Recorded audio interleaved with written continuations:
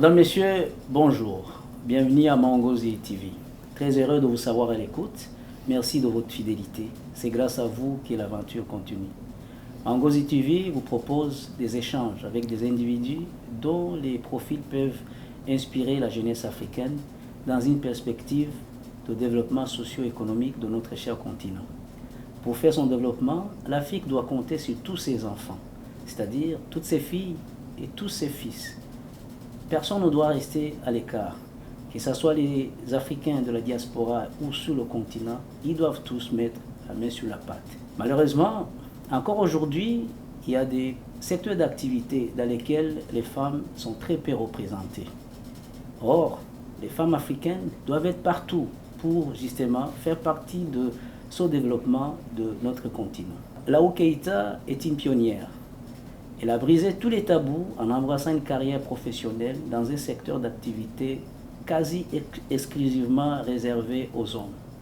Elle est fondatrice et PDG de l'entreprise Keïta Systems qui œuvre dans l'aérospatiale. Elle est la première femme noire inspectrice d'avion. Mangozi TV vous transporte aujourd'hui dans la ville de Québec, au Canada, et Madame Laou Keïta est mon invitée. Bonjour Madame Keïta. Bonjour et merci de votre invitation. C'est moi qui vous remercie. On va commencer par se présenter. D'accord, alors moi je suis donc effectivement Laou Keïta, la cofondatrice de Keïta Systems avec ma sœur Fatou Keïta.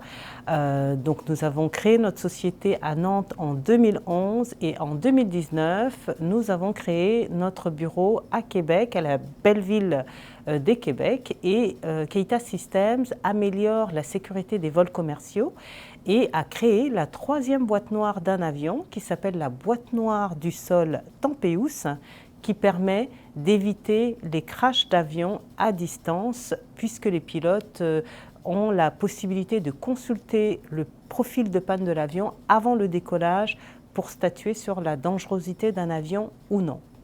Grâce à vous, c'est fini les accidents d'avion. Le risque zéro n'existe pas, mais par contre, c'est notre contribution à l'aviation d'améliorer la sécurité aérienne, puisqu'il y a 2 boîtes noires qui sont à bord de l'avion. Et il manquait une 3e boîte noire pour mesurer les paramètres qui viennent du sol. Et donc nous avons créé cette fameuse boîte noire. Et donc la sécurité d'un avion, elle est vraiment triangulaire. Donc 2 boîtes noires à bord de l'avion, une boîte noire pour mesurer les paramètres du sol. Et là, on peut considérer que les pilotes peuvent se concentrer sur leur vol, puisque la boîte noire va absorber les problèmes qui viennent du constructeur ou de la maintenance avec cette boîte noire qui laissera au sol les problèmes du sol pour pas qu'ils soient à bord de l'avion au moment du décollage. Magnifique. Madame Keïta, c'est une grande réalisation. On va commencer par le commencement, parce que la professionnelle avec laquelle j'échange maintenant a été une petite fille. Oui. Pouvez-vous me parler de votre parcours personnel? Alors, moi, je fais partie d'une fratrie de 5 filles. Notre papa était chirurgien, docteur Abdoulaye Keïta. Notre maman, sage-femme, Dienabou Diallo. Et c'est vrai que nos parents, l'éducation que l'on a reçue était une éducation extrêmement formidable dans la mesure où nos parents nous ont fait voyager un petit peu partout quand on était petite, pour nous montrer le monde, pour ne pas nous limiter. Et nos parents avaient l'habitude de nous dire, eh bien, votre avenir vous appartient, vous pouvez être à la fois astronaute ou clown, mais il faut toujours privilégier l'excellence. Et à la fois notre mère qui accouchait les femmes, puisqu'elle était sage-femme, disait il faut être précis. Et notre père qui opérait les malades disait toujours il faut être précis. Donc c'était des personnes extrêmement rigoureuses, nos parents, qui nous demandaient toujours d'être excellentes en tout. Parce que, et ce sont des valeurs qu'on retrouve dans l'aéronautique, puisque eux, ils avaient la vie des patients entre leurs mains. Et moi, quand j'inspecte un avion, j'ai aussi la vie des passagers entre mes mains. Ma sœur, qui est la cofondatrice, elle est médecin urgentiste, elle a des patients entre les mains. Donc, on a une très grande responsabilité morale de sauver des vies. Et c'est en cela que nos valeurs se sont rejointes et c'est pour ça qu'on a cofondé Keita Systems et cette troisième boîte noire. Ah, c'est vraiment inspirant. Madame Keita, vous naissez dans quel pays? Alors moi, je suis née à Talence, donc du côté pas loin de Bordeaux, en Aquitaine, donc en France. Je suis française, mais d'origine guinéenne, puisque nos parents viennent de la Guinée-Conakry. Très bien, très bien. Maintenant, vous naissez en France, vous faites toute votre vie en France. Côté académique, comment vous évoluez? Alors, on avait des parents extrêmement durs, hein, donc il fallait vraiment travailler à l'école. Moi, je me rappelle, mon père, quand il rentrait de l'hôpital, après avoir opéré des patients, je veux dire, on était tout alignés pour les devoirs. Et il n'avait pas trop le temps, parce que des fois, il était de garde et l'ambulance venait le chercher. Donc, il fallait être, on va dire, très rapide dans son esprit, alerte, et réciter ses devoirs. Donc au niveau académique, moi mes parents étaient assez précurseurs parce que dès l'âge de 8 ans, nos parents nous ont mis en cours d'anglais. À l'époque, on habitait au Cameroun et ça m'avait passionné l'anglais à 8 ans et mes parents trouvaient que j'étais assez douée. Donc tout naturellement, mes parents pensaient que j'allais faire une école d'interprétariat. Donc je me suis dirigée vers un DUG de langues étrangères appliquées où j'ai appris l'espagnol, l'anglais, l'italien à l'université. Et puis quand même en deuxième année de faculté, l'aéronautique me taraudait. Et donc j'ai fait vraiment un virage complet où j'ai voulu intégrer l'aéronautique. Donc j'ai passé des concours. Toujours au Cameroun? Non, parce que là j'étais en France et donc en fait j'ai évolué, on est reparti en France parce que nos parents trouvaient qu'il fallait, puisqu'on voyageait beaucoup, il fallait quand même nous arrimer quelque part. Et donc nos parents, on est rentré en France, on avait une maison dans le 78. Et puis notre mission à nous, enfants, c'était de faire de très hautes études. Donc ils nous ont mis dans les conditions pour cela. Donc voilà, et c'est vrai que en deuxième année de faculté, en langues étrangères appliquées, l'aéronautique me manquait beaucoup et donc c'est vrai que j'ai essayé d'intégrer l'École nationale de l'aviation civile. Donc il y avait des concours à l'époque pour intégrer cette école et pour intégrer ces métiers de l'aéronautique à Orly, à l'aéroport d'Orly. Je les ai passés, ces concours, mais je ne les ai pas eus. Mais qu'à cela ne tienne, je me suis dit, j'ai quand même fait l'effort. J'ai travaillé pendant 1 an pour passer les concours de l'École nationale de l'aviation civile. Et j'ai quand même tenté de taper à la porte d'Assaut Falcon Service à l'aéroport du Bourget. Et puis j'ai été prise par hasard pour un job d'été de 2 mois en remplacement de secrétariat. Et je me suis dit, c'est vraiment ma chance parce que j'avais tout tenté, les concours d'Air France pour intégrer les métiers techniques. Et à l'époque, c'était vraiment extrêmement difficile. Donc, je suis rentrée par la porte de Dassault Falcon Service. La chance que j'avais, c'est que je parlais le finlandais. Je parle le finnois. Et donc, c'était une langue quand même assez rare qui a fait que le centre de maintenance de ce constructeur a dit, bon, on l'apprend parce qu'elle parle plusieurs langues. Et puis, c'est comme ça que j'ai commencé ma route aéronautique, on va dire, et je ne me suis jamais arrêtée. Là, vous commencez comme secrétaire? Je commence comme secrétaire et 2 mois après, avec beaucoup d'aplomb, je demande au patron, je dis, voilà, moi, je veux être technico-commercial sur avion. Je fais le pari que je serai bonne sur avion et puis j'ai réussi à passer de secrétaire à technico-commercial sur avion. Sur avion, ça veut dire... On m'a dit, tu vois le Falcon 10 là-bas, au bout du hangar, c'est ton avion, voilà le dossier, tiens, tu le gères.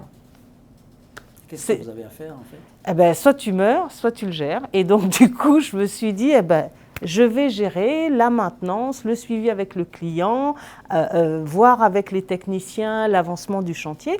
Et on m'a mis un technico-commercial senior avec moi pour m'apprendre le métier.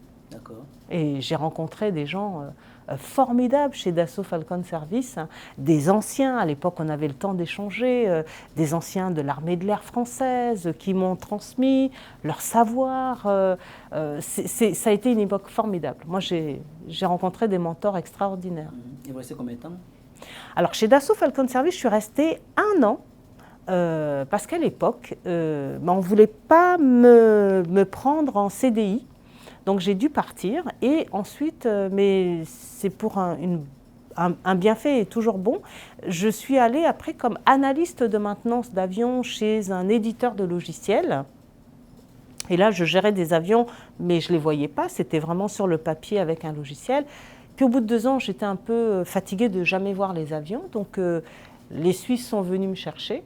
Donc j'ai fait 13 ans en Suisse, dans un centre de maintenance appartenant au gouvernement suisse. Et après, c'est un autre centre de maintenance chez General Dynamics. Puis après, de façon tout à fait arbitraire, j'étais arrivée à un très haut niveau en Suisse où j'étais maintenance and sales manager, donc je vendais des avions, j'en ai jamais vendu un, mais c'est pas grave, et je vendais aussi la maintenance aux clients. Donc, et puis j'ai été licenciée de façon tout à fait arbitraire. Bon, en plus, ce centre de maintenance appartenait à la fois au gouvernement suisse et une partie était en Allemagne. Donc j'avais des patrons allemands. J'étais une fille pas facile, noire. Pour des Allemands, c'était compliqué à gérer, quoi. Des fois, j'allais en Allemagne rencontrer mes chefs et tout. Et puis, comme je posais problème, parce que je disais toujours ce que je pensais, parce que pour moi, étant une femme, la sécurité avant tout, on m'a dit, si t'es pas contente, tu t'en vas. Et puis, c'est comme ça que j'ai créé Keita Systems. Et je les remercie, puisque grâce à cela, on a créé la 3e boîte noire d'un avion, ma sœur et moi, avec notre propre société. Keita Systems, c'est toute une aventure, non? Pour une femme noire, 2 femmes noires. Keita Systems, c'est la résilience et c'est vraiment un parcours, un chemin de vie, je dirais, à la fois personnel et professionnel, parce que les difficultés entrepreneuriales nous permettent, sur un plan personnel, de nous transcender, de faire appel à la spiritualité, parce qu'on crée quelque chose qui est plus grand que soi. C'est vraiment, moi je pense que tous dans la vie, on a une mission à un moment donné qui se révèle à nous. Et puis on se dit, mais ma vie sur Terre, c'est quoi? C'est quoi ma mission sur Terre? Je ne vais pas vivre de façon inutile pour manger, boire, mourir, et puis voilà. Donc voilà, on a créé cette 3e boîte noire qui permet, puisque nous aussi on a des familles qui montent à bord des avions. Et moi, quand j'inspecte un avion, c'est ce que je dis à mes étudiants, inspectez un avion comme si votre maman, votre papa, après vous, allait monter à bord. Donc, on a tous une responsabilité collective et chacun doit prendre sa part dans la communauté et apporter, c'est ce qu'il disait Kennedy, demandez-vous ce que vous pouvez faire pour votre pays plutôt que ce que votre pays peut faire pour vous. Donc, chacun doit mener sa petite pierre à l'édifice de la communauté, et c'est ce que vous faites avec cette émission, et je vous en remercie. Et on est tous là pour l'avenir de la société, ce que l'on veut dessiner, puisque la jeunesse africaine, c'est vraiment notre futur. Donc on est tous là pour le futur de l'Afrique. Là, vous êtes dans l'aéronautique, vous fondez Keita Systems. J'imagine, c'est ce qu'il y a une raison particulière qui vous a dit, vous et votre sœur, écoutez, on fonde une société pour inspecter les avions. Est-ce qu'il y a eu quelque chose qui a déclenché ça ou... Oui, l'amour d'une sœur. C'est vraiment l'amour d'une sœur, parce que quand ma sœur, elle a vu qu'on m'avait licenciée alors que je travaillais vraiment très très fort. C'est votre grande sœur? C'est ma petite sœur. Okay. Alors, c'est l'amour d'une sœur parce que c'est vrai que l'aéronautique, c'est vraiment une famille, donc tout le monde se connaît. Je venais de France, je quitte la Suisse, après c'était compliqué pour moi, puisque les portes étaient un petit peu fermées. Et puis ma sœur, par amour pour moi, elle m'a dit, mais moi je t'accompagne, ce que tu veux créer, tu es grande maintenant, tu as un savoir technique extraordinaire, eh bien moi je te finance, fais ta société et puis moi je serai avec toi. C'est vraiment l'amour d'une sœur, et c'est un parcours que l'on a fait à 2 et à 3, parce que l'amour de son mari, parce que mon beau-frère aime sa femme, donc il a supporté sa belle-sœur, et on a fait ce chemin à 3 extraordinaire pendant 11 ans, et mon beau-frère nous a épaulés comme jamais pendant ces 11 ans d'aventure, et par amour pour sa femme. Okay. C'est extraordinaire. Et comment ça se passe? Comment ça évolue? Parce que, pourquoi je pose cette question, c'est que fonder une entreprise en soi, c'est une chose. Oui. La garder, obtenir des mandats, continuer, la maintenir, la faire vivre, c'en est une autre. Je voudrais en fait que vous reveniez un peu sur cet aspect-là, parce que c'est l'une des choses que je voudrais que la jeunesse africaine comprenne. Alors, c'est ça qui est bien, c'est que quand on vous, quand on vous met à la porte, il faut toujours partir proprement. Moi, je suis partie de chez Dassault Falcon Service, par exemple, parce qu'on ne voulait pas me donner un travail et qu'il n'y avait pas de place pour moi à l'époque. Mais quand je suis partie de chez Dassault Falcon Service, parce que j'ai beaucoup appris et c'est une entreprise qui m'a beaucoup apporté. Donc, j'ai nettoyé mon bureau, j'ai dit au revoir à tout le monde, j'ai pris le temps et je suis partie dignement et proprement. Idem, quand on m'a licencié, le gouvernement suisse m'a licencié, j'ai nettoyé mon bureau. Je l'ai laissé plus propre que je ne l'ai laissé, les téléphones avec des lingettes, etc. J'ai dit au revoir à tous mes collègues et, sans rancune aucune et j'ai dit que c'était une merveilleuse aventure que j'avais passée avec eux tous et ils étaient très peinés pour moi, mes collègues. Donc voilà. Et figurez-vous, j'ai bien fait de faire ça puisque mon premier client, ça a été le gouvernement suisse qui m'avait licencié. Ça a été le gouvernement suisse qui nous a acheté la première licence de la boîte noire. Donc pour vous dire que si j'étais partie avec rancœur, en insultant tout le monde, eh bien le gouvernement suisse en se disant mais on connaît Laou puisqu'elle a travaillé chez nous, donc voilà, Laou, on va lui acheter sa licence. Ça a été mon premier client. Et devinez qui a été un client, et on est encore sous-traitant, c'est Dassault Falcon Service. Moi, je suis très très fière parce qu'on est, Keita Systems est un des sous-traitants de Dassault Falcon Service, donc Dassault, c'est pas rien. Ça veut dire que quand il manque d'inspecteurs pour inspecter leurs avions dans le monde, eh ben, ils appellent Laou Keita pour inspecter leurs avions. Et nous, on est très très fiers d'être sous-traitants de Dassault Falcon Service au Bourget pour l'inspection des avions. Donc c'est ça que je dis, c'est toujours, vous ne savez jamais où seront les gens demain. Donc même si on vous licencie, toujours partir proprement et voilà. Et aujourd'hui, on a des avions hongrois qui sont équipés de la boîte noire. Donc la Hongrie a été précurseur. Et les Hongrois sont des personnes absolument charmantes. Moi, mes clients hongrois m'ont fait découvrir Budapest by Night et pas de problème pour que j'inspecte leurs avions. Les hôtesses, les pilotes, on a mangé ensemble. Même les hôtesses, elles prenaient les plateaux repas de l'avion pour m'apporter. J'étais gavée. Je disais, je suis là pour inspecter l'avion, je ne suis pas là pour grossir, quoi. Donc, un accueil des Hongrois extraordinaire. Et ça fait 5 ans qu'ils nous ont fait confiance, que la Hongrie nous a fait confiance. Et on espère que d'autres pays vont suivre. Et moi, je suis très, très fière parce que les Nations Unies, l'Organisation de l'aviation civile internationale, m'a choisi l'année dernière pour la Journée de la femme pour représenter les femmes en aviation. C'est pas rien, c'est pour mon expertise, donc c'est plutôt pas mal et on a de très belles anecdotes comme ça. Non, félicitations pour tout ça, c'est quand même des très grandes réalisations. Dites-moi, Madame Keita, depuis que vous avez fondé Keita Systems, quelles sont les grandes difficultés que vous avez rencontrées à votre avis? Bon, les grandes difficultés, ce sont les difficultés que tout entrepreneur, on va dire, connaît, à savoir, personne ne vous attend sur le marché, vous devez durer avant que les gens vous prennent au sérieux. Bon, nous, on est dans la technologie, donc on est beaucoup volé, piraté par des grosses organisations, parfois même des États. C'est ça qui est assez terrible. Mais on se défend bien aussi. On ne donne pas nos armes comme ça, là, mais on se défend en coulisses et de façon proportionnée. On sait rendre nos coups extrêmement violemment, mais avec grâce, et ça ne se voit pas. Okay. Si je vous comprends bien, Madame Keita, vous êtes en train de dire à la jeunesse africaine, il y a toujours des difficultés, mais il y a toujours moyen de les surmonter. Est-ce vrai?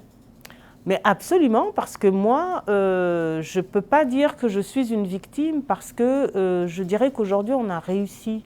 On a fait l'effort moi, ce que je dis aux jeunes que je mentore, intégrer les filières scientifiques extrêmement tôt. On a besoin de la main-d'œuvre aérospatiale. Vous pouvez créer, nous on a créé la 3e boîte noire d'un avion, donc ça veut bien dire que c'est possible. Cette boîte noire, aujourd'hui les Nations Unies veulent l'utiliser et on essaie de trouver donc un État qui nous appuie pour pour installer cette boîte noire dans chaque avion dans le monde. Donc, si moi je suis là et que je l'ai fait, c'est que c'est possible. Et c'est bien pour ça que je me montre. C'est pas pour dire, c'est pas pour une espèce d'ego personnel. C'est vraiment de façon pédagogique et dans la représentativité. Parce que moi, quand j'ai commencé l'aéronautique, j'ai été inspirée par un manga japonais qui s'appelle Goldorak. Donc, je ne voudrais pas que la jeunesse soit inspirée que par des dessins animés. Donc il y a des femmes qui réussissent. Et c'est pour ça que je représente Academos, par exemple, au Québec, pour la persévérance scolaire. Je représente l'Organisation des professionnels d'or de l'aérospatiale pour justement aider tous ces jeunes à ne pas décrocher dans les métiers qu'ils ont choisis. Magnifique. Écoutez, Madame Keïta, je voudrais qu'on revienne quand même, c'est vraiment très très intéressant, sur la boîte noire que vous avez créée. C'est quand même pas rien. C'est quand même pas rien. Il y a des Africains qui nous suivent, enfin beaucoup de personnes à travers le monde vont nous suivre. Et moi je voudrais, parce que c'est plus de sécurité que ça va offrir, demain quand on va en Afrique, qu'on prenne des avions qui auront votre boîte noire. Je voudrais que vous en parliez, enfin vous parliez de votre invention au fond, et que vous présentiez ces avantages pour que les gens comprennent c'est quoi. Moi, c'est la première fois que je l'entends. C'est la première fois que j'apprends qu'il y a une 3e boîte noire qui peut être dans un avion pour plus de sécurité. Ouais. Alors, on saura qu'on aura réussi quand Wikipédia sera à jour et mentionnera qu'il y a 3 boîtes noires. Ça va venir. Effectivement. Effectivement, on se dit, en fait, un avion, il n'a que 2 configurations possibles. C'est soit il est en vol, soit il est au sol. Vous êtes d'accord avec moi? Oui. Donc si vous mettez que 2 boîtes noires en vol et que vous ne mettez pas de boîte noire au sol, il y a un décalage de sécurité puisqu'il y a 2 configurations. Il y a une configuration qui n'est pas couverte. Donc ce décalage-là, il faut bien que quelqu'un l'assume dans l'industrie. Donc toute l'industrie compte sur 2 pauvres pilotes dans le cockpit qui doivent à la fois nous amener d'un point A à un point B, arrêter la configuration qui n'a pas été couverte du sol, c'est-à-dire par exemple si un constructeur design mal l'avion comme ça a été le cas avec le Boeing 737 MAX, il faut arrêter cette configuration-là qu'on n'a pas vue et arrêter par exemple le technicien qui a peut-être monté une commande de vol à l'envers, mais ça il ne le sait pas le pilote. Donc il doit aller arrêter les problèmes avec toutes les alarmes qui sonnent, puis nous amener d'un point A, atterrir, c'est pas possible. Et l'histoire l'a montré avec le Boeing 737 MAX, le Concorde, etc. Donc nous, on dit, on couvre cette 2e configuration qui est au sol, parce que ça va arrêter les bêtises du constructeur, ça arrive, puisqu'on l'a vu avec le Boeing 737 MAX, ça va arrêter aussi les oublis de maintenance, ça va arrêter plein de problèmes. Et donc, c'est comme un airbag. On ne verrait pas une voiture maintenant sans airbag. Eh bien, cette boîte noire au sol, elle absorbe tous ces problèmes-là. Et comme ça, le pilote, il se consacre sur son vol. Et avant le décollage, il consulte cette boîte noire pour voir tous les problèmes de l'avion. Et il peut, lui, prendre la décision de décoller ou non. Après, le chef, le patron, voilà, c'est une aide supplémentaire à la décision. S'il voit que tout son avion, il n'y a que les problèmes de commande de vol, ça veut dire qu'il ne va pas pouvoir bien manœuvrer son avion. Donc lui-même, il va dire non, l'avion, il est dangereux, il faut investiguer. Donc c'est ça l'innovation. Pourquoi? Parce que moi-même, je suis inspectrice avion, donc je le vois sur avion. Imaginez que un avion, un Airbus ou un Boeing que vous prenez, quand il va en maintenance, ça génère à peu près 10 000 feuilles de papier. Qu'est-ce que ça fait 10 000 feuilles de papier? 10 000 feuilles de papier, ça fait à peu près 1 mètre de papier, c'est-à-dire à peu près la hauteur de la poignée d'une porte. Donc quand l'avion il a 25 ans, ça fait à peu près 3 millions de feuilles de papier. 3 millions de feuilles de papier, ça fait à peu près 300 mètres. C'est-à-dire la tour Eiffel, que tout le monde connaît, puisque moi je suis française, eh ben, elle fait 300 mètres. C'est-à-dire au bout de 25 ans, on fait une tour Eiffel de papier d'un avion.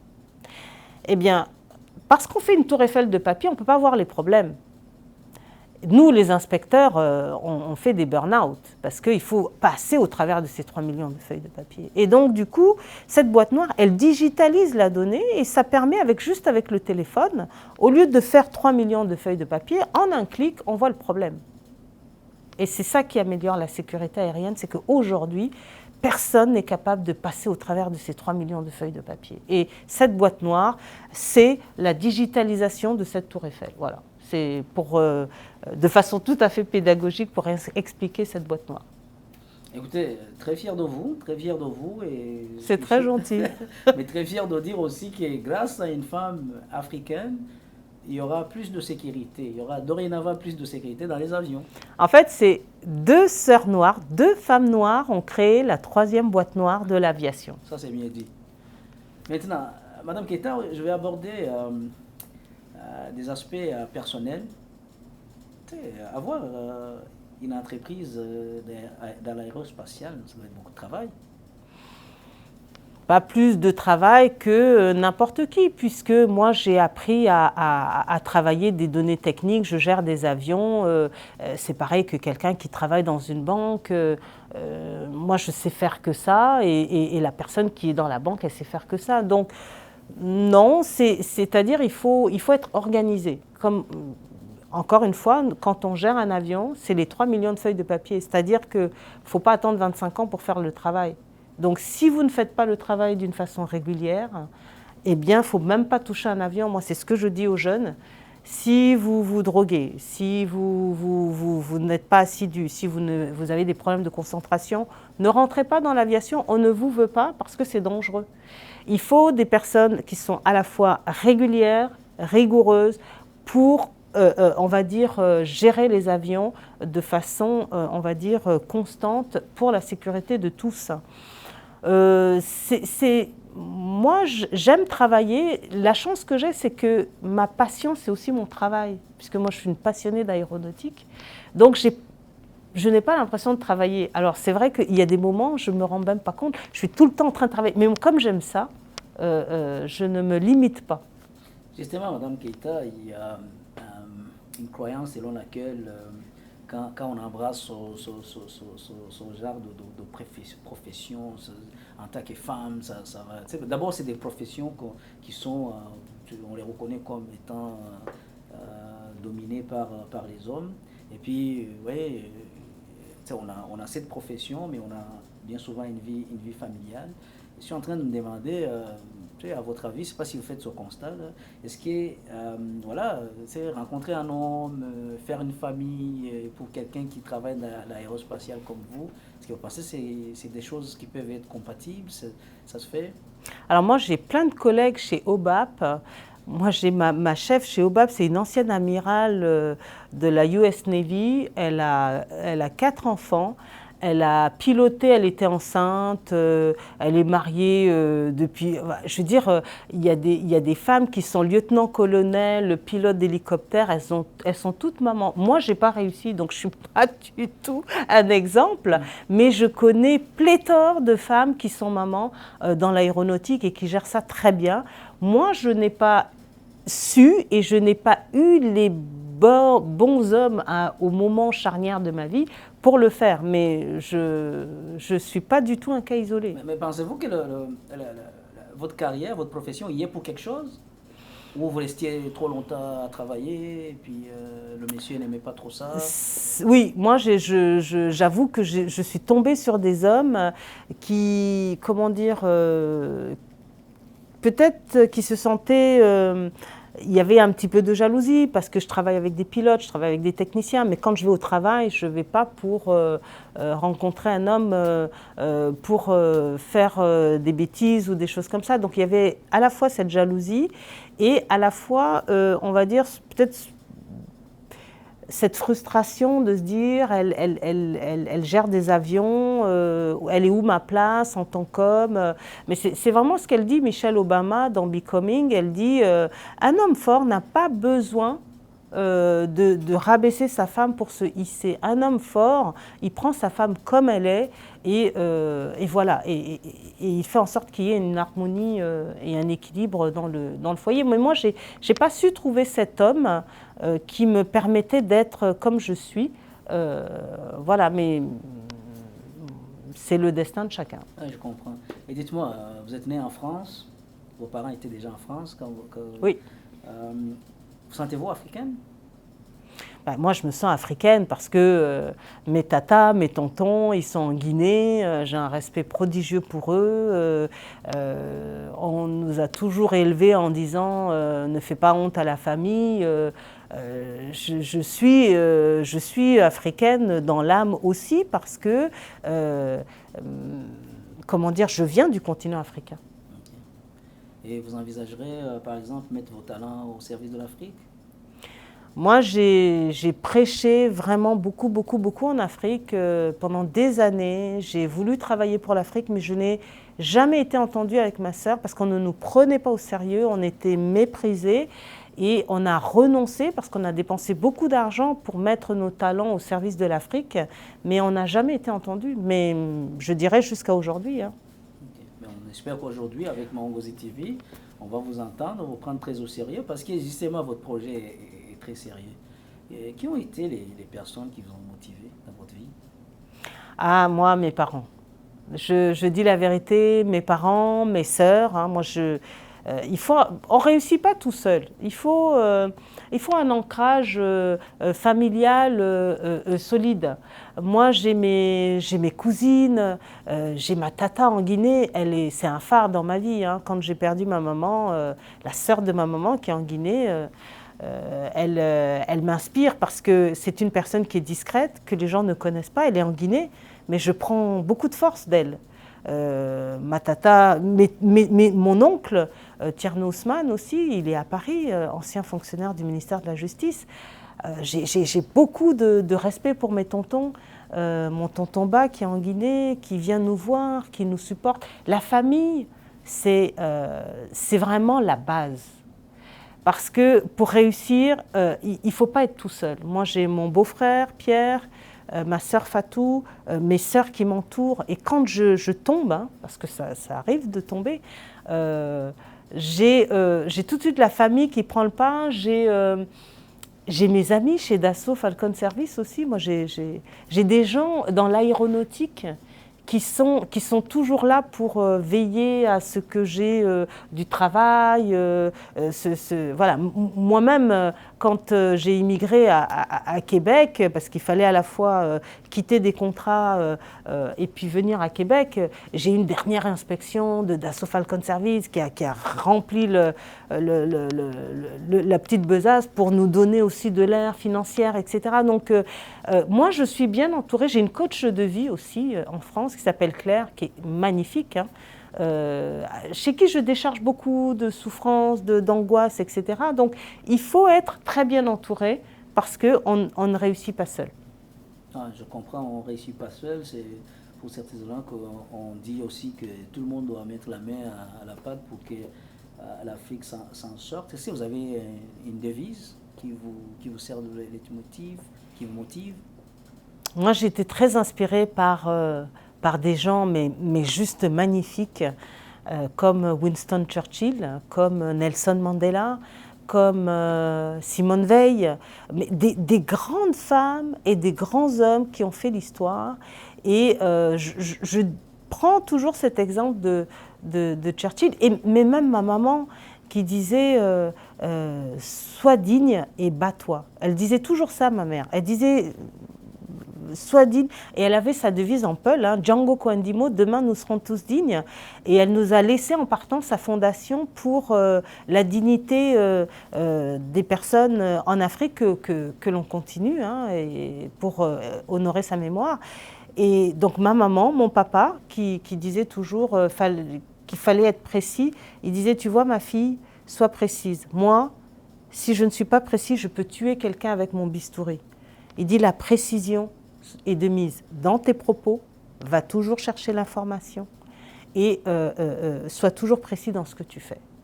Et je suis toujours animée par les paroles de mes deux parents. Et enfin, Winston Churchill, pour citer en dehors de ma famille, qui dit le succès, c'est d'aller d'échec en échec sans jamais perdre son enthousiasme. Donc, ne jamais lâcher entre deux échecs parce qu'on ne sait jamais un jour qu'on aura réussi. Donc, il faut toujours tenir parce que le succès, il est au bout. Mais il y a cette route de résilience parce que, comment dire, le succès, il se mérite. Une innovation, elle, comme nous on a sorti, elle se cache de vous au début. On ne savait pas qu'on faisait une boîte noire. Donc on l'a méritée. Elle s'est révélée au bout de quelques années. C'est là qu'on a su qu'on avait fait une boîte noire. Donc on ne peut pas vous donner les choses comme ça de façon instantanée. Et cette boîte noire, elle est née au bout de, moi ça fait 25 ans d'aviation que j'ai derrière moi. Donc je ne suis pas toute jeune non plus. Mais voilà, donc ça ne peut pas être en un seul claquement de doigts. C'est du travail, c'est de la résilience et c'est beaucoup de confiance en soi. Ça c'est sûr. Madame Keïta, si vous deviez vous adresser, parce que vous voyez la situation en Afrique fait pitié, s'il faut dire ainsi, mais l'Afrique est un continent qui a beaucoup de potentialités. Si vous deviez vous adresser à la jeunesse africaine, qu'est-ce que vous aurez à leur dire du haut de votre parcours?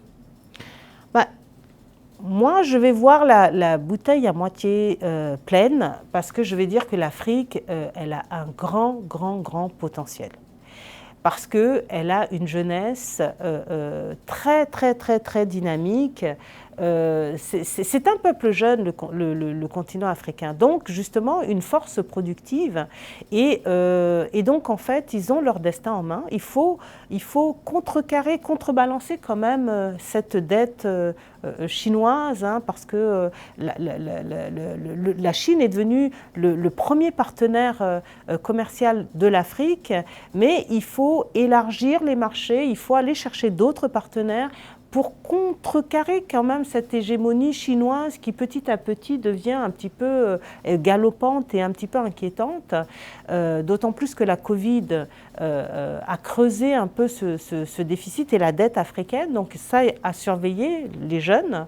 Et surtout, ne pas se limiter, il y a vraiment plein de choses à faire en Afrique et il y a la Banque africaine de développement, il y a des initiatives qui se font en termes de recherche, de développement, seulement ça ne se sait pas. Moi je pense que la médiatisation, et c'est en cela que je vous félicite, mettre en lumière des profils particuliers au service de la collectivité, comme le fait TV5 Monde Afrique avec Femmes d'Afrique en Action, et là on découvre des femmes qu'on ne connaissait pas avec des parcours et des trajectoires assez inouïes, des télévisions comme la vôtre qui mettent en lumière une Laou Keïta, parce que personne ne le savait, mais donc il y a vraiment des talents en Afrique, il faut juste qu'ils soient connus et ça va faire cette force motrice où tout le monde va se lever d'un seul homme au service de la collectivité africaine. Très bien. Écoutez, on s'achemine vers la fin de notre entretien. Vous avez un parcours magnifique et vraiment inspirant.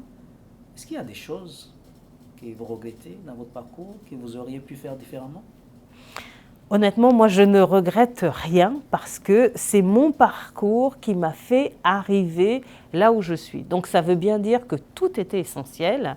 Et c'est vrai que quand on arrive, par exemple, au bout d'une innovation, et c'est vraiment comme quand un avion décolle et on voit un petit peu la Terre, on se dit, mais en fait, tout était bien proportionné, aligné, on voit bien les champs, bien découpés, mais pour ça, il faut prendre de la hauteur. Donc, aujourd'hui, j'ai pris de la hauteur et je me suis dit, mais il fallait que je sois renvoyée du gouvernement suisse, il fallait ceci, il fallait cela, parce que s'il ne m'avait pas renvoyé, si ça se trouve, cette boîte noire, elle serait au gouvernement suisse, parce que je l'aurais développée, mais ça ne m'appartiendrait pas. Donc, je ne regrette rien et moi, je suis assez résiliente et toutes les difficultés m'ont apporté quelque chose. Très bien. Et des grands projets pour les prochaines années? Implanter cette boîte noire dans chaque aéronef dans le monde. C'est magnifique comme projet. Écoutez, Madame Keïta, je vais vous demander, avant de terminer, de donner vos coordonnées aux gens qui pourraient être intéressés à vous contacter, soit pour un mentorat, soit pour quoi que ce soit. Donnez s'il vous plaît vos coordonnées, je pense qu'on en a besoin. Alors c'est vrai que pour les jeunes du Québec, alors il y a Academos, hein, donc on peut me trouver sur Academos, sur le site d'Academos, puisque je suis mentor là-bas. Et puis chez OBAP, l'Organisation des professionnels noirs de l'aérospatiale, donc c'est laou.keita@obap.org. Donc là-bas, on peut m'écrire effectivement pour du mentorat et pour aider au niveau de l'aérospatiale, puisque c'est mon domaine. Magnifique. Voilà. Madame Keita, je vous remercie très sincèrement pour l'entretien que vous nous avez accordé. Ça a été magnifique. J'ai appris beaucoup personnellement. Je ne savais pas qu'il y avait une boîte noire. Et là, je suis encore plus heureux d'apprendre que c'est 2 femmes noires. 2 femmes noires. Qui sont à l'origine de cette invention. Merci beaucoup pour votre invitation. Je suis très honorée d'avoir pu faire cette entrevue avec vous. C'est moi qui vous remercie. Merci. Et bonne chance pour la suite. Ben, c'est très gentil. Au revoir. Merci.